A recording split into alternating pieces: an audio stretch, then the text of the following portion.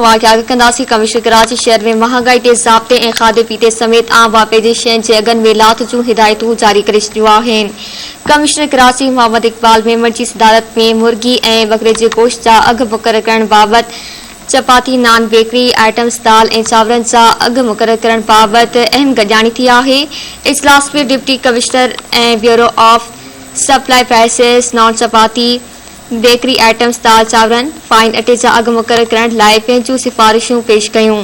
Commissioner Karachi के bakery items, समोसनि, पकोड़नि ऐं जलेबी जे अघनि बाबति बि सिफ़ारिशूं पेश कयूं वियूं।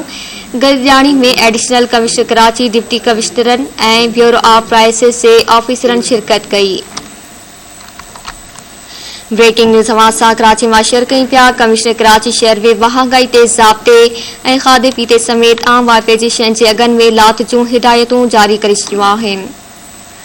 कमिश्नर कराची मोहम्मद इकबाल मेमण जी सदारत में मुर्गी ऐं बकरे जे गोश्त जा अघ मुक़रर करण बाबति, चपाती, नान, बेकरी आइटम्स, दाल ऐं चांवरनि जा अघ मुक़रर करण बाबति अहम गॾियाणी थी आहे। इजलास में डिप्टी कमिश्नरनि ऐं bureau of supply prices, naan, chapati, bakery items, दाल चावरनि, फाइन अटे जा अघ मुक़रर करण लाइ पंहिंजूं सिफ़ारिशूं पेश कयूं।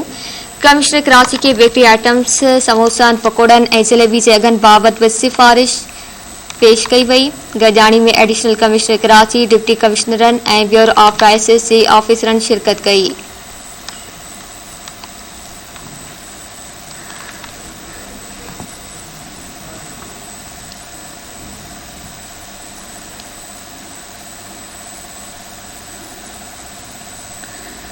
आगाह कई पिया के कराची में कमिश्नर कराची शहर में महंगाई ते ज़ाब्ते ऐं खाधे पीते समेत आम वापे जी शयुनि जे अघनि में लाथ जूं हिदायतूं जारी करे छॾियूं आहिनि।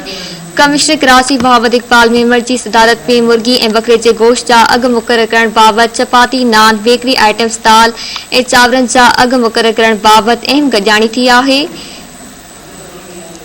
कराची मां तफ़सीलात कंदासीं अब्दुल्ला सोलंकी खां। जी अब्दुल्ला, आगाह कजो। जी बिल्कुल जी कमिश्नर कराची मोहम्मद इकबाल मेमण जी सदारत हेठ मुर्गी ऐं बकरी जे गोश्त समेत जेको आहे अघ जेके आहिनि उहो मुक़रर करण जे हवाले सां ख़ासि तौर ते चपाती, नान, बेकरी आइटम्स, दाल ऐं चांवरनि जा अघ मुक़रर करण बाबति जेको आहे अहम गॾियाणी थी आहे, जंहिं में डिप्टी कमिश्नर ऐं bureau of supply process, naan, chapati, bakery items, दाल चांवरनि, फाइन अटे जा अघ मुक़रर करण लाइ पंहिंजूं सिफ़ारिशूं पेश करे छॾियूं आहिनि। उन सां गॾोगॾु कमिश्नर कराची खे बेकरी आइटम्स, समोसनि, पकोड़नि ऐं जलेबी जे अघनि बाबति बि सिफ़ारिशूं कयूं वयूं, जॾहिं त गॾियाणी में additional commissioner Karachi, two deputy कमिश्नरनि ऐं उन सां गॾु ब्यूरो ऑफ प्राइसेस जे ऑफिस शिरकत कई आहे। मां इहो बि वाज़ेह कंदो त डिप्टी कमिश्नर ऐं ब्यूरो ऑफ सप्लाई पंहिंजूं जेको सिफ़ारिशूं लागत, ख़र्च, नफ़े ऐं मार्केट सर्वे जे बुनियादनि ते जोड़ियूं आहिनि। उन सां गॾु सिफ़ारिशनि ते डिघी जेको गॾियाणी खां पोइ ईंदड़ हफ़्ते लाॻापियल जेके एसोसिएशन सां गॾिजाणी करे उन अघनि जे ऐलान जो फ़ैसिलो कयो वेंदो। हिन वक़्तु ताईं जेको आहे सो